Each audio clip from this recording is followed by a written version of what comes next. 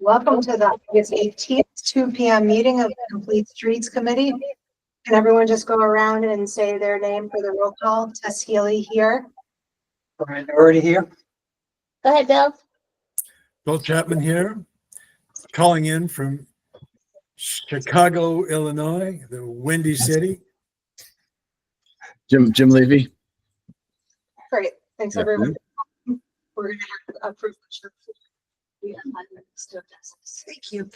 About a year ago, we reached out with some concerns to Jamie with regard to Rosendale Road and the study that's ongoing with Route 7. April Steenberg, 2832 Rosendale Road. We have since repeatedly asked to be involved. Laura, you know this. Not once have you reached out. Not once have we been given any information. I have repeatedly said we want to be involved because of the issues we are having. We have had nothing but issues with the town, with communications. Why is it there is no exchange of communication?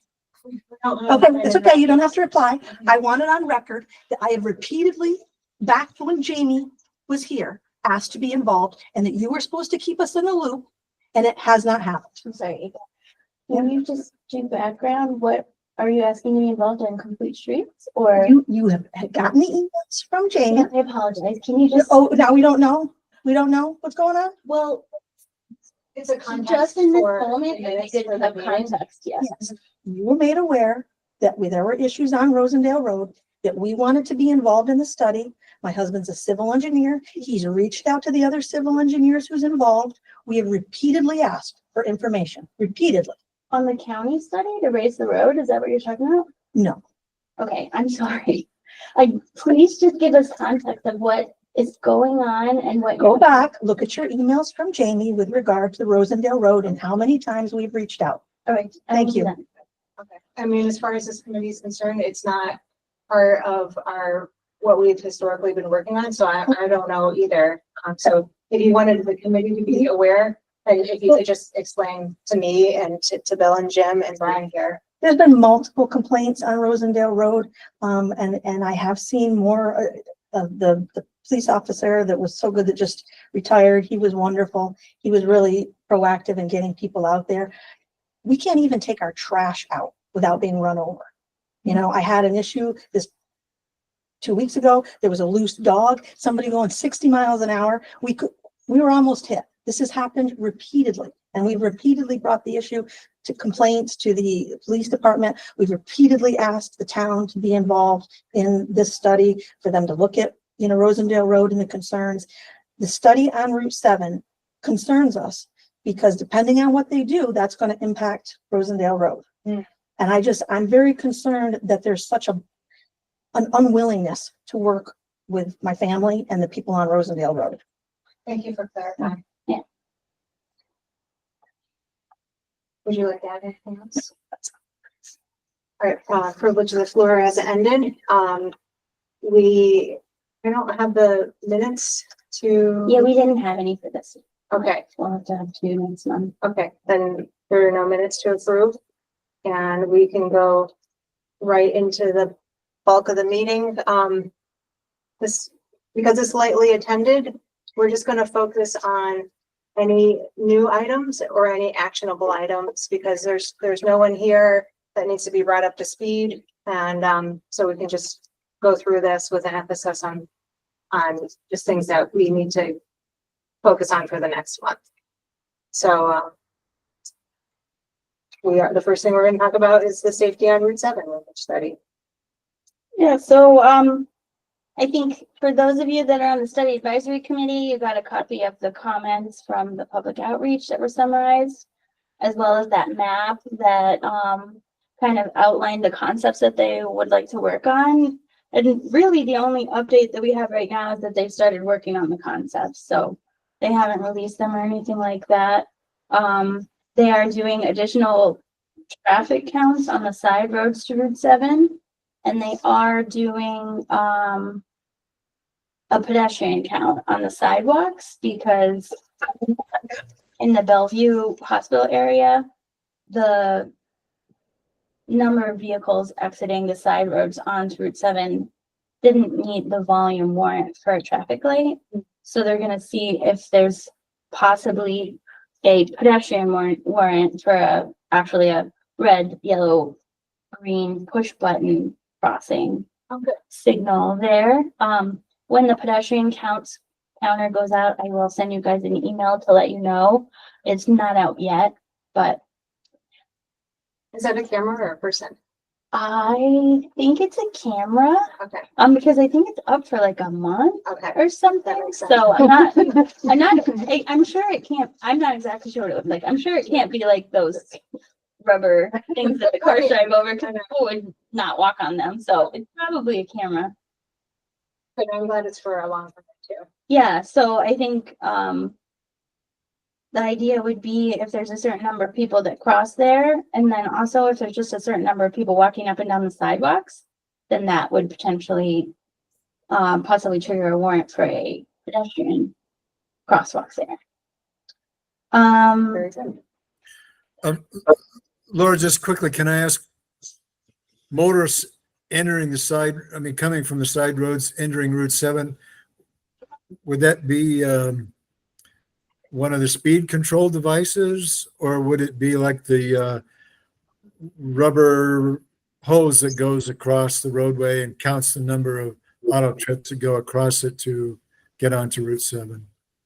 For the count, the vehicle counts on the additional side roads, those Yes. are just normal little rubber strips that go, that the Okay. cars share. Yeah, they are out, I believe, and they'll be moving them to a couple intersections, or maybe they actually already got the data.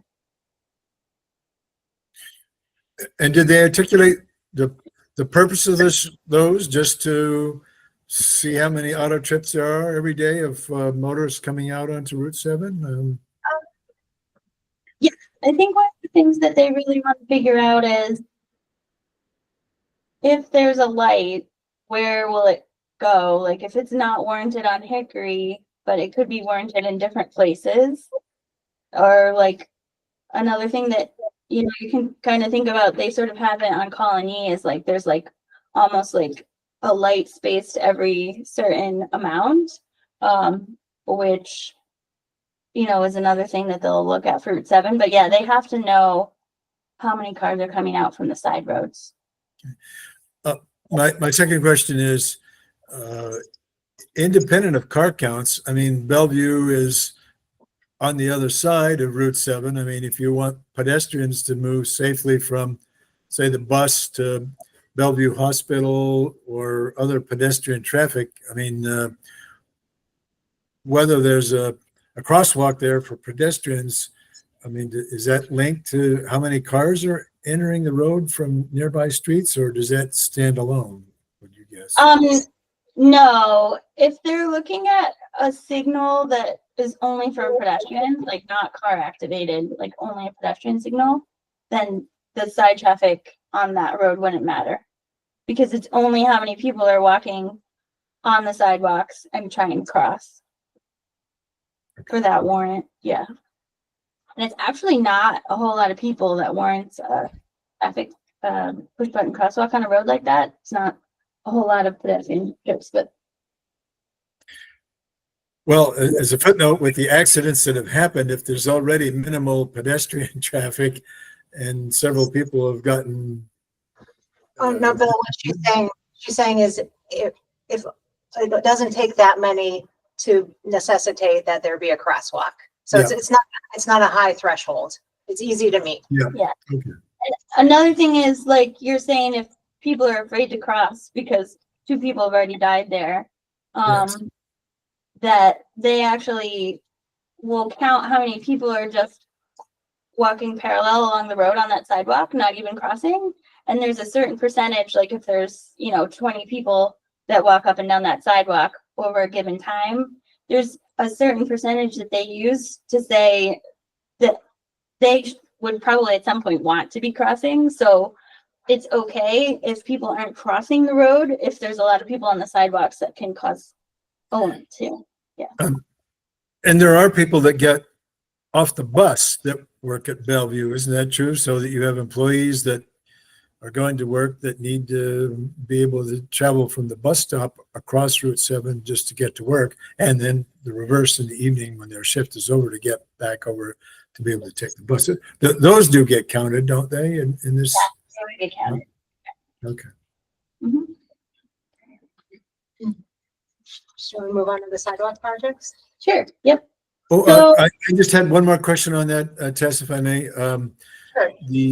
The pedestrian counts, on the sidewalk, I mean, you've already mentioned that it's hard to cross Troy Road.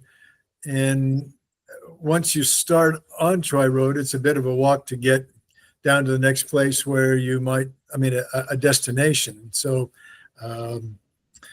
I guess I'm hopeful that we'll still be able to comment on that we can still be advocates for, I mean, the structural things that are pointed out in the walk by the volunteer committee where, you know, the sidewalk could be moved a bit further in from the road so there's more snow storage space or more of a separation from cars from pedestrians. And we have talked about, you know, if bicycles are going to use the sidewalk, either they use it now and that's okay, or if we wanted to expand it by 1 or 2 feet so it would be a more bike and pedestrian usable facility. I mean, I guess I hope our concerns in that area would not be set aside just because there currently is not heavy pedestrian traffic on the road, because as we've noted, pedestrians are scared to try to cross the road because there aren't crosswalks and that sort of thing. So, and it's high traffic volume. So,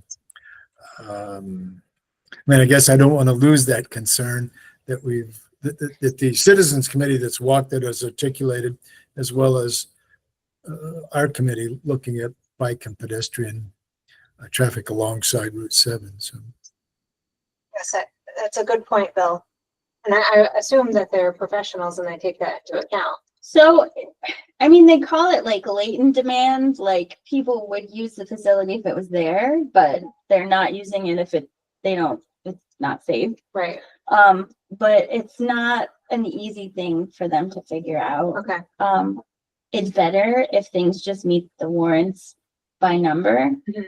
but they are like trying to do some kind of a latent demand, or at least the planners at DOT understand that.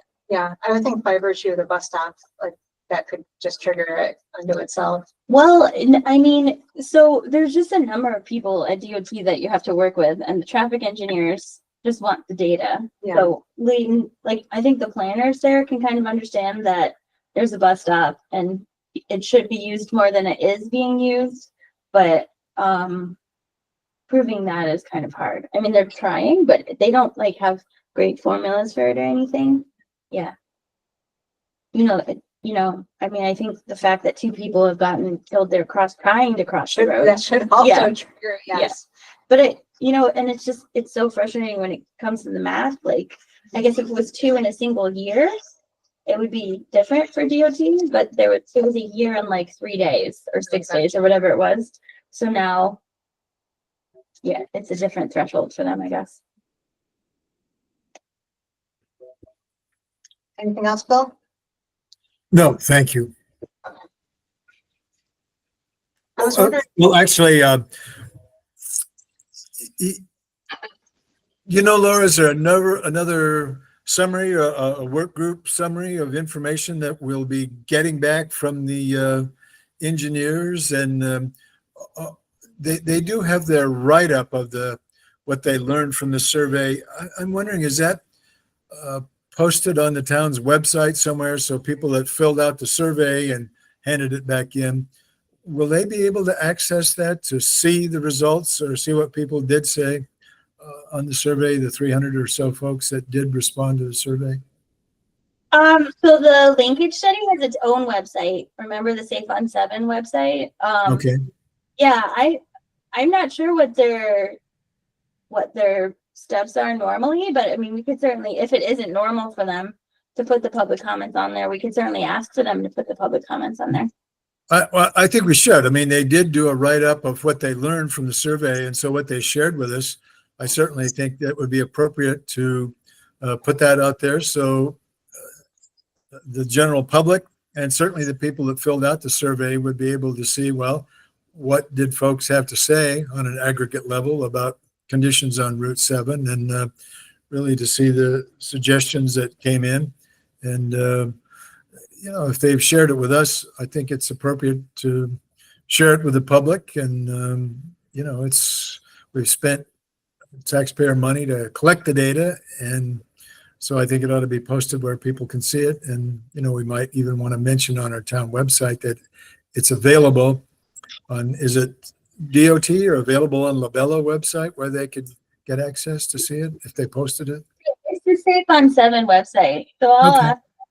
I Okay. mean, another thing to keep in mind is that when they do their, like, they're gonna do in-person meetings next, and they'll do presentations that like explain what survey data was collected and how it drove the concept developments that they're working on.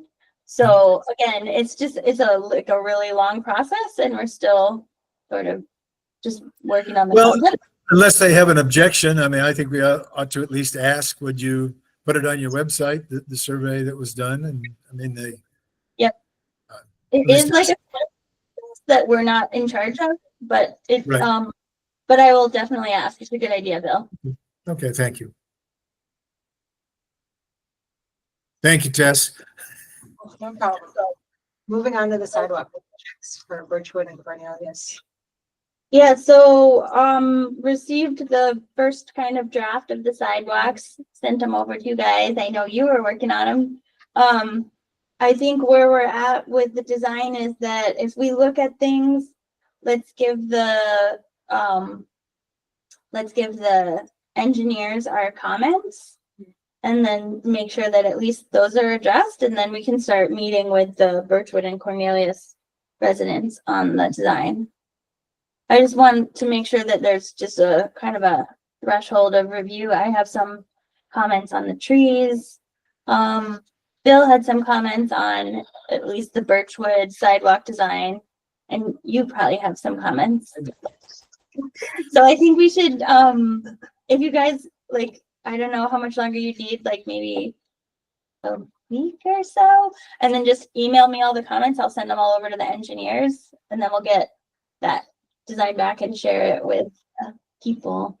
And I think what we could do is another letter to them, just saying, hey, the plans are ready, and maybe we could do like a nighttime meeting where they could come and look at them or something. For the like that. residents? Yeah. Mhm. Mhm. That's it, yeah. I would like to offer that I did note on the Birchwood Lane design that they do have a speed hump between the Colony Town Line and the Niskuna Town Line, and the crosswalk that goes to the entrance of Birchwood Elementary. But they don't show on the plans any speed humps going from Troy Road up to the Birchwood School entrance. And I mean, I would warm my heart if the engineers concluded that we could have 1 or 2 speed humps between Troy Road and the entrance to Birch, just to slow traffic. And I have mentioned at an earlier meeting, if people wanted to see what these are, that, driving Springsteen Avenue, it's off of Route 155 in Colony, I guess, Route 1. It's a roadway that goes back to Colony or Crossgates, and they do have new speed humps, which are painted and marked. They're about 4 inches high, and it's a gentle over and back. But to me, it's a good example of a working speed hump that's not going to damage the undercarriage of any cars, or would be a problem for snow removal, and would be examples of speed humps that we might consider on Absolutely. Birchwood.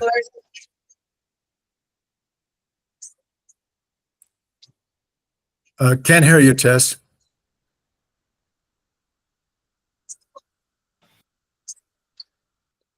Yeah, Bill, I can't hear either. I think the volume's not working. Can you hear us now? Yes. Can you hear her? Now, can you hear me now? Yes. No, now I can't hear you. So something's dropping in and out here.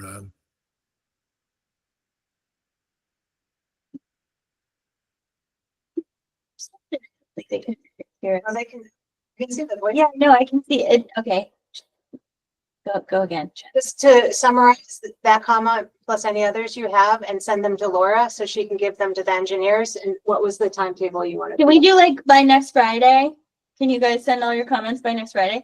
I'll send an email out to the whole committee. Would that be okay, Brian? And then that's a great idea, Bill, when we have that evening meeting with the residents, to make sure that the Birchwood residents understand that they could go over to that area by Cross Gates and explore, so that they're not, just scared, sight unseen with the idea. And Okay, yeah, I had the Again, same, I had the same comment too, as far as just one. And I had a question about the placement of it, because you're coming down the hill from Colony, there's a speed hump and there's a stop sign right at the school. So I'm not sure the value of the stop sign, of the speed hump as you're approaching the stop sign. I was thinking the same thing as you, as they should be further down the hill as you get down towards Route 7. Bill wants too. But I'm not sure the value of the one just before the stop sign. Yeah. Well, let's just put all those Yeah. comments together. I mean, the only thing I could think of is that when you're coming in from Albany or Latham, like it might be helpful to actually have a little vertical displacement to say, hey, you're coming up to a school. That's what, that's what I Yeah. thought too. Like, wake up and stop. Yeah. But I mean, maybe it's like too close. Like maybe we should push it a little bit farther away from the stop sign. Yeah, but I mean, and it's still, when you look at the distance from the school entrance to Route 7, I mean, it is kind of a long distance. And Right. I think that's where people are complaining about the cars coming down the hill too fast. Because there is a stop sign at the school. Right.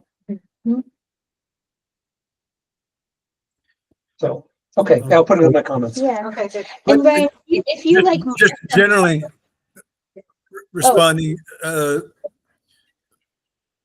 some positives that I think, it really looks like the design engineers have tried to see where trees are, to try to minimize the impact on trees, and also be hopeful that whatever trees we can save, we do. And another example we have in town is Knott Street, going from the co-op down to the city of Schenectady line, where that sidewalk on Knott Street, sometimes it goes between the tree and Knott Street, and sometimes it goes between the tree and the homeowner's entrance to their home. So it is possible to, go back and forth so that you save existing trees if the resident wants to do that. And that certainly is one of the concerns that residents have articulated, that, we want to save trees if we can do that. And then also some have want to save trees where the roots of the tree would be under the proposed sidewalk. And so we want to make sure there's adequate stone and soil coverage so that, the trees would be able to be saved. And anyway, I think they've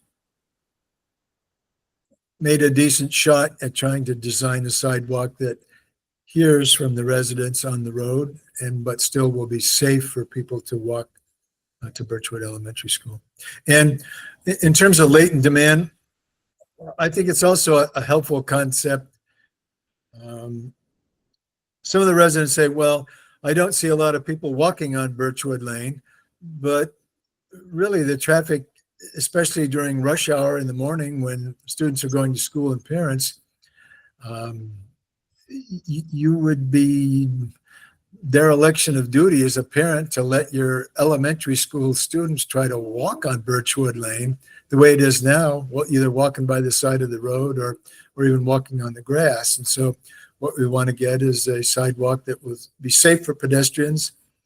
And really, parents probably would walk with their young children to get to the school, but we want it to be safe. So there may be other parents that are on Holly Hill and Hempstead and other roads that Absolutely, Bill. There are houses back there where the kids do go to Birchwood Elementary, so. We're all believers. I was Yes. wondering what the gas.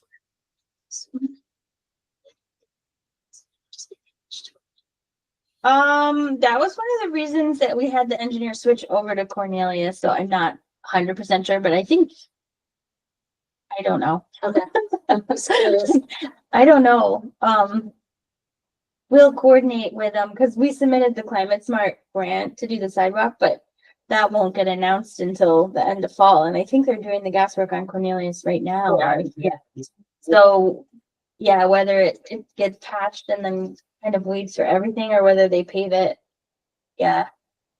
I think we'd like to do it so that, it was kind of like all beautiful at the end, Absolutely. but I don't know because that's a highway call. Okay. Tess, may I also ask a question about Cornelius, since we're doing both streets, unless you want to finish Birchwood before moving to Cornelius, but,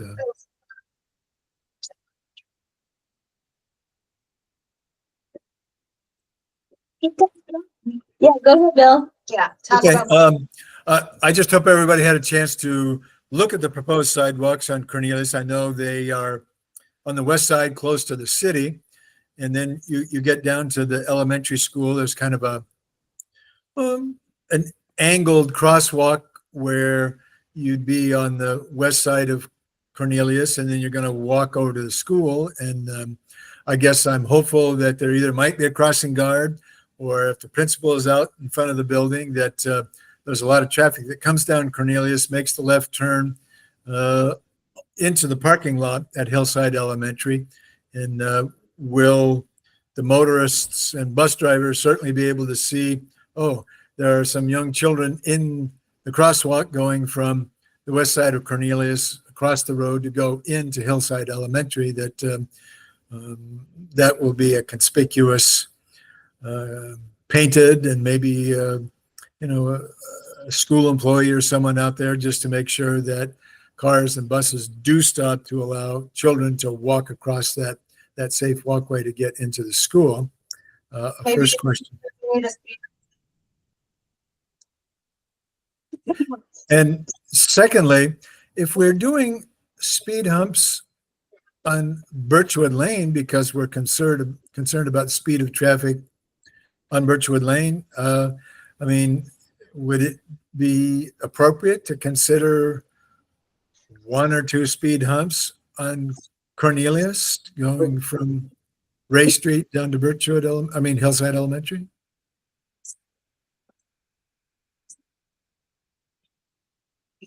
We are in agreement, Bill. Let's put a speed hump before the entrance to the school, if possible. Well, we need to get that. It's almost the design people need to make that recommendation. So Well, it's, what Lori said, we give our comments and then hopefully the design people will integrate them. This is just the first pass, right? This is the first time we've gotten the full drawing, so. okay. Yeah, Lori will say the committee strongly supports it. Yeah. Okay.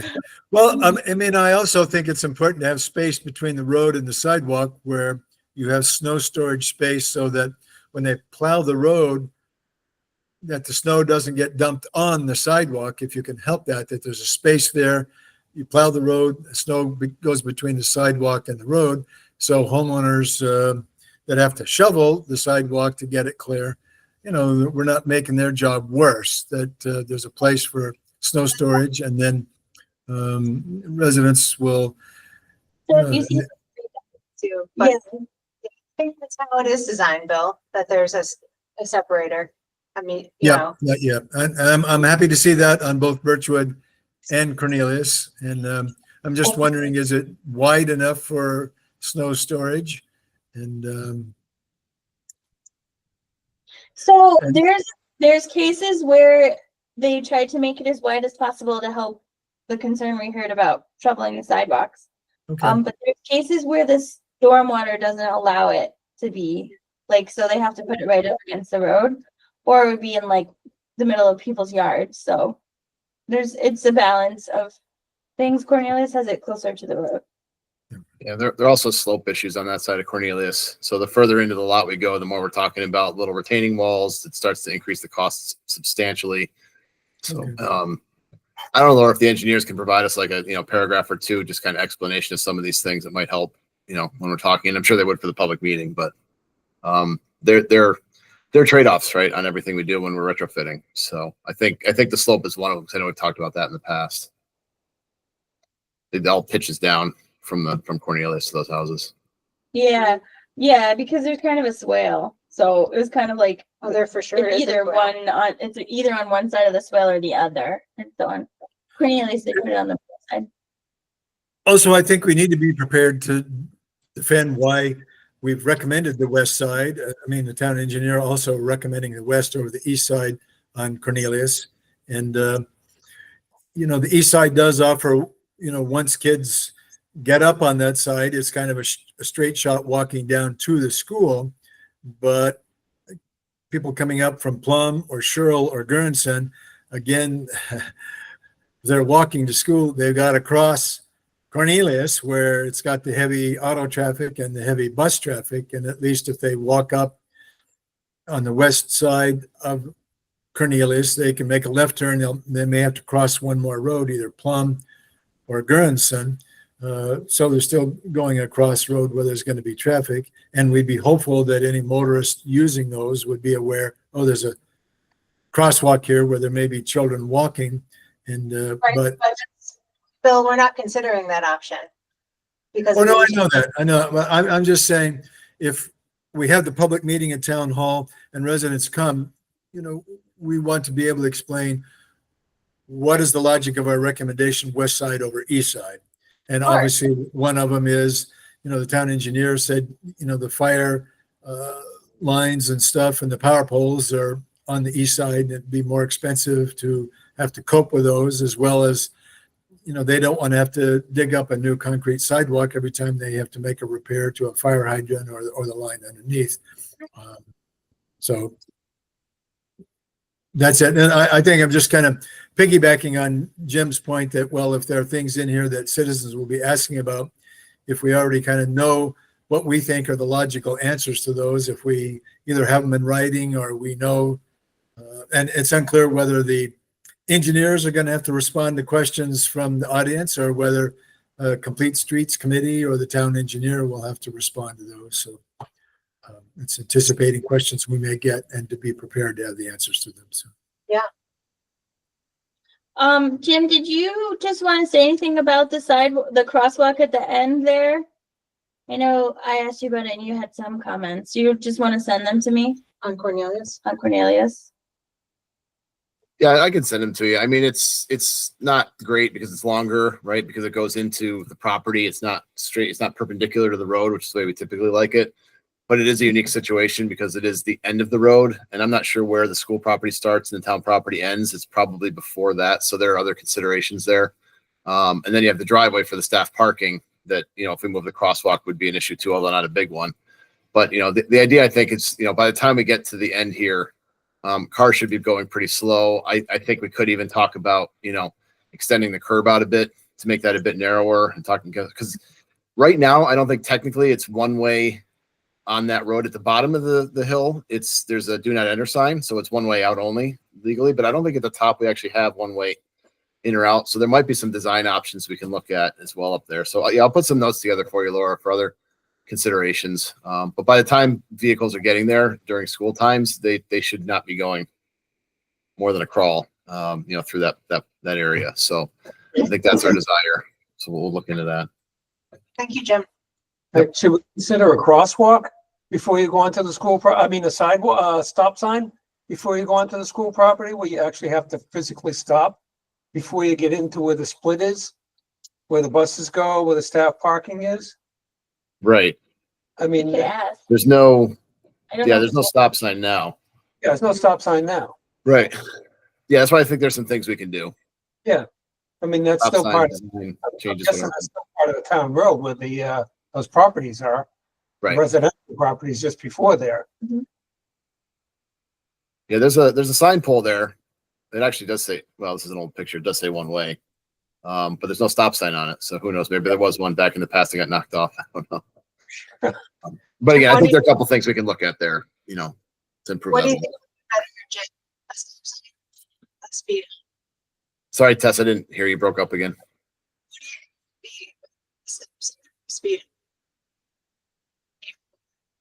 Can't hear you, Tess.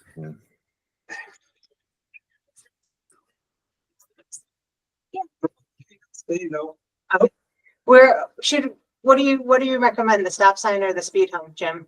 Or do you think they're necessary? I have to think about it. I mean, Okay. it depends. Now Jim froze. I think it's our internet, like. Okay. All right, well. The people doing the design can think about it with the comments. Yeah, within the comment. Okay, So then I think when we get the comments back to them, I think maybe we could look at like sending out the letter or the nighttime meeting, like end of September. okay. Well, would the designers integrate the comments Yeah. first and then we would do it? Yeah, that's what I mean. Yeah, so if we get our comments, week from Friday and then we give them like a week or two to incorporate and then we schedule something. Maybe in our next complete streets meetings, we could schedule the date. I just wanted to ask Laura again quickly. We had talked earlier that if there's money left, and I know there never is, but is design work on Nicholas or maybe a sidewalk on Nicholas from Ray Street to the entranceway to the bottom of the parking lot at Hillside Elementary? Many of you couldn't do the sidewalk. Is it possible to do design work? I mean, would we have that as a bid option that we could put in? And if the contractor can do that with the money that is awarded, is that possible, or is that? I guess I feel like there No, are. Bill, I'll cut you off there. I'm sorry, it's not. I mean, Okay. it could be another project in the future, but we don't have the engineering for Nicholas, and you wouldn't be able to add it on to just a Okay. construction package. So it'll have to be another project. I mean, I think it's like a good project, but it wouldn't be able to be combined with this one. Okay. Thank you. Moving on to new business. Sorry, everyone. My computer crashed, but I'm back. Okay. Welcome back. I don't have any new planning projects to send to you guys. I think there'll probably be some for September. Your comments from the last meeting brought forward to the planning board. Kia is at public hearing in the town board arena, so I'll just probably have some more projects for you at the next meeting. Thank you. And our discussion items, any updates? So I don't have an update on the Winnie Road easement or the Council Road sidewalk plan. Still trying to get John. Well, before we leave, could you just, for people watching the committee hearing, give us 2 minutes on the Winnie Road easement, what we're trying to do and where it is, and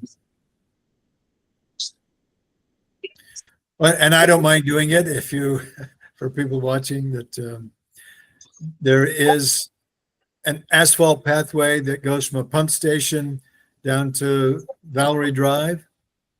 And sorry, I can't hear you, Tess. So.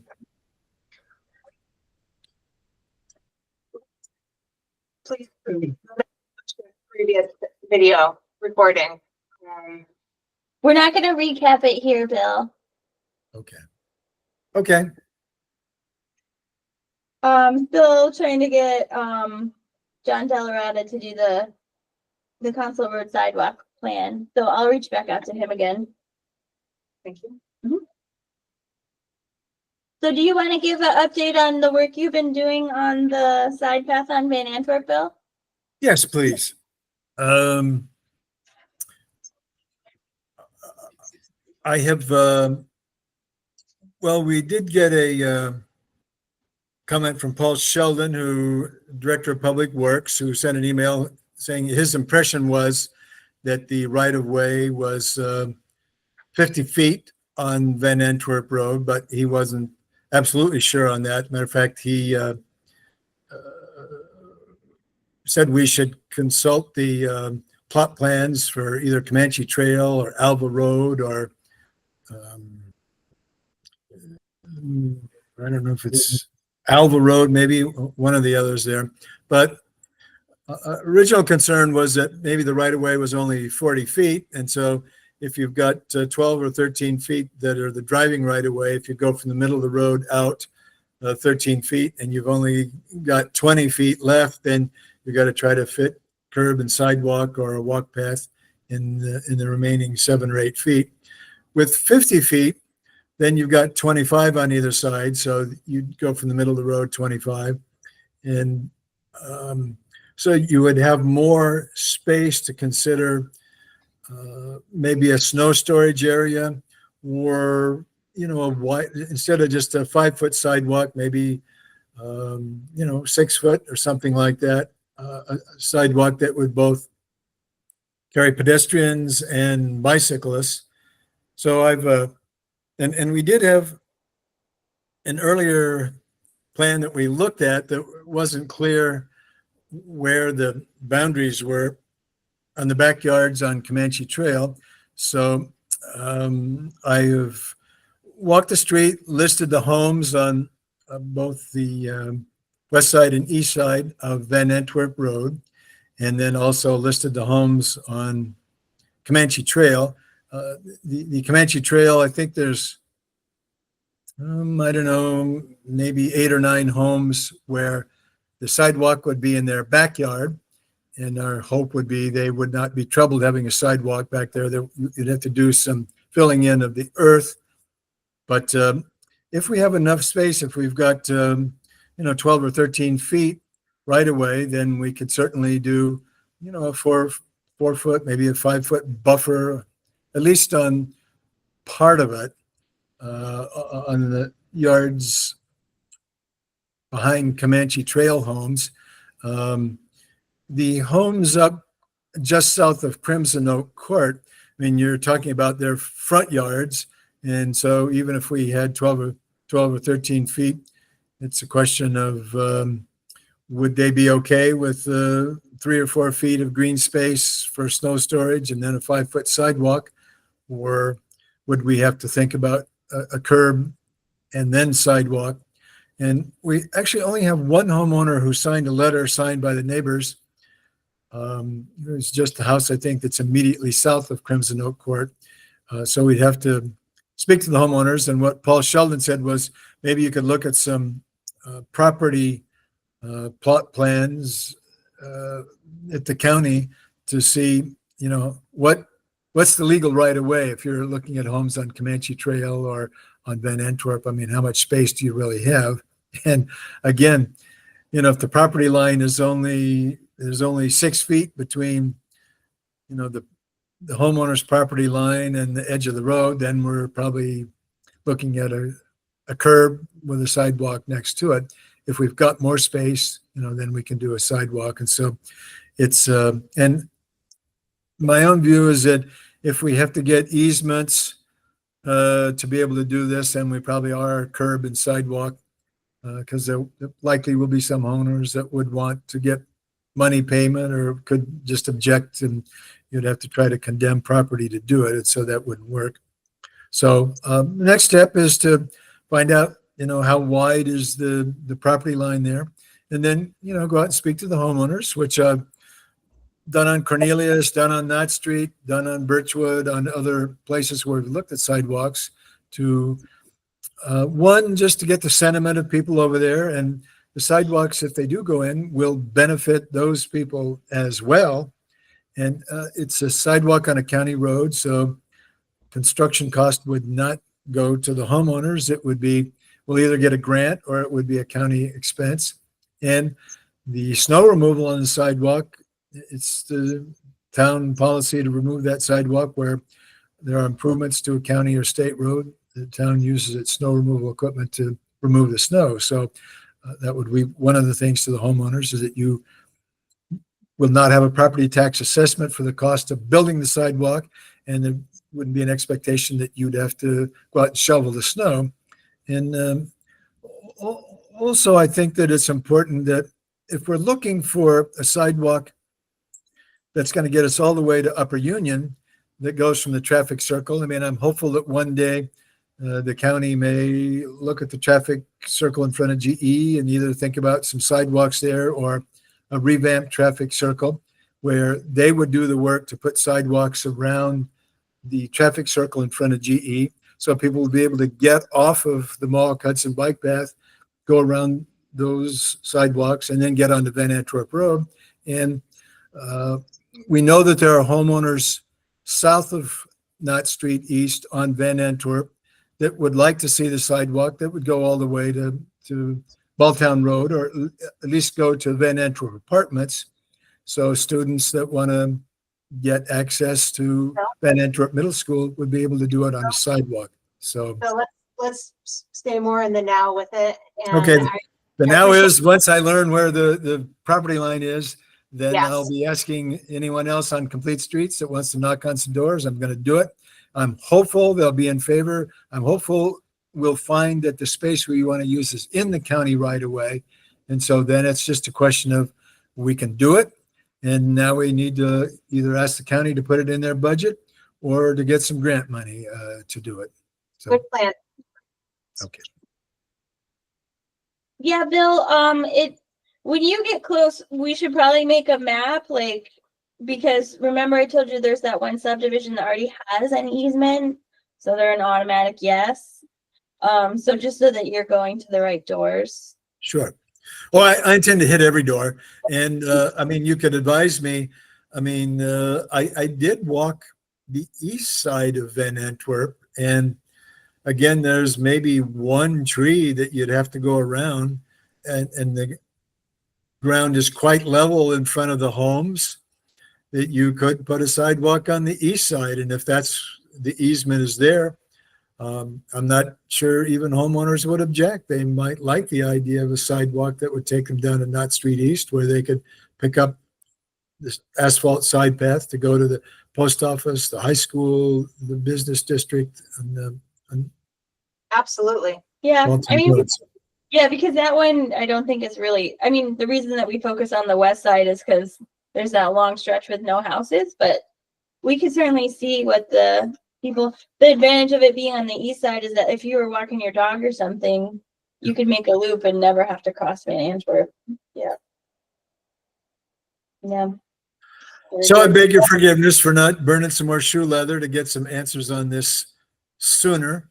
And if we, That's But fine, Bill. it's in my front headlights to keep working on it. And this project has also, sparked a little interest about Rosendale Road, and and it's part of our committee goals for 2025. And if you want, we could refer Ms. Steenbergen to those goals. We do have ambitions for getting a side path on Rosendale Road as well that would serve the schools and residents over there. But anyway, I'm going to continue working on that as soon as I get back to town. Do you have? Priority letters and goals, Bill and I just have to finalize. Okay. Perfect. Great. Does anyone have anything else? I do want to say that we're going to be sending our priority letters out, and I did, mention a test that probably 3 years ago, we did have a good meeting with the school board where Complete Streets Committee had looked at the 8 school properties and looked at the asphalt paths and other sidewalks that go along each school campus that you get from the property line of the school campus to the school building. And we did offer some suggestions to the school district, and they've actually made a little progress on some of those, but I would like to ask 1 or 2 members of Complete Streets Committee to to kind of go out again and walk the school campuses. And I believe school board members are sympathetic, and I believe Superintendent Mamonte is as well, to, just to provide our input on, we make improvements to the roads like Plum Street or Birchwood or Cornelius or, on Van Antwerp to help students get to the school building. But then there's a little bit of additional work so that if you got a bike or you're walking, that once you get to the edge of the property, you can access an asphalt pathway that will take you to the building. You find a good bike rack and you can put your bike there. Still can't hear you, Tess. I'm sorry. You'll have to speak into something, or Laura can speak. Suggestion that, he wants to go out with a couple of people and maybe just take a few pictures of the last areas that are key. And to do that and then to schedule the meeting with the school. But as for the whys and the hows, like we've all been over that and we're on board and it's good and we're gonna do it. Yes. Okay. That's all I have. Just had a quick FYI for everybody. We got the preliminary notification about busing for the school kids with the reorganization of middle schools. And it turns out that any kid that's going to Iroquois that lives back on the other side of town that would have originally gone to VA will be walking home if they're 0.2 miles from VA, which is not very far. But some of the kids will be walking back from VA. So they get bused from Iroquois back to VA and then walk home from there. Just an FYI. So that, some of the sidewalk work we've been doing, some of the other connections we're talking about, it all still matters. They're still walking. Well, so they'll have to, or their parents would pick them up at VA, right? I mean, they'll have to walk that 0.2 miles. Yeah. Right. Well, anyone who's within 0.2 miles has to, yeah. I want my Yeah. daughter to walk, but we're 0.8, but I may petition them to make her walk anyway. We'll see what happens. Let's never get off the bus.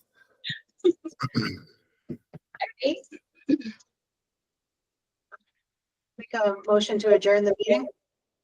I'll second. All in favor? Aye. Okay.